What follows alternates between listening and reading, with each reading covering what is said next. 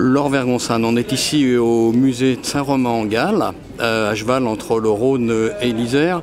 Vous êtes au musée depuis 2001, donc vous avez vu évoluer le printemps des musées, la nuit des musées.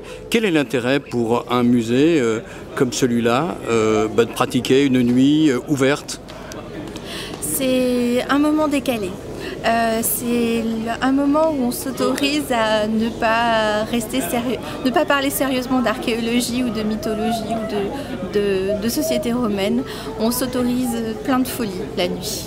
Voilà, donc effectivement, là, vous êtes en tant que chargé du public, habituellement, on pourrait déguiser avec d'autres personnes. Mais pour le musée, qu'est-ce que ça représente cette nuit? Est-ce que vous sentez qu'il y a des publics qui ne viennent pas habituellement, qui sont là? Oui, un public jeune.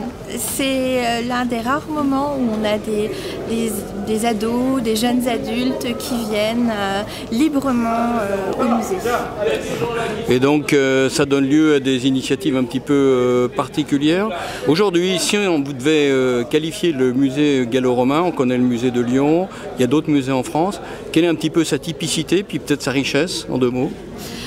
C'est un site extraordinaire, c'est un des plus grands sites dégagés avec des vestiges de domus magnifiques puisque la moyenne des maisons c'est quand même 3000 mètres carrés, très richement décorées. Donc de magnifiques mosaïques qu'on peut voir. Voilà, tout à fait.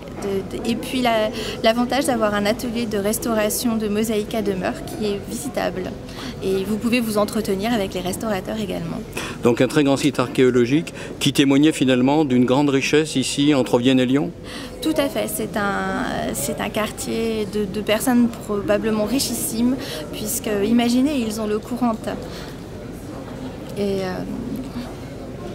Et donc ça témoigne effectivement de l'évolution de la société romaine à ce moment-là? Tout à fait,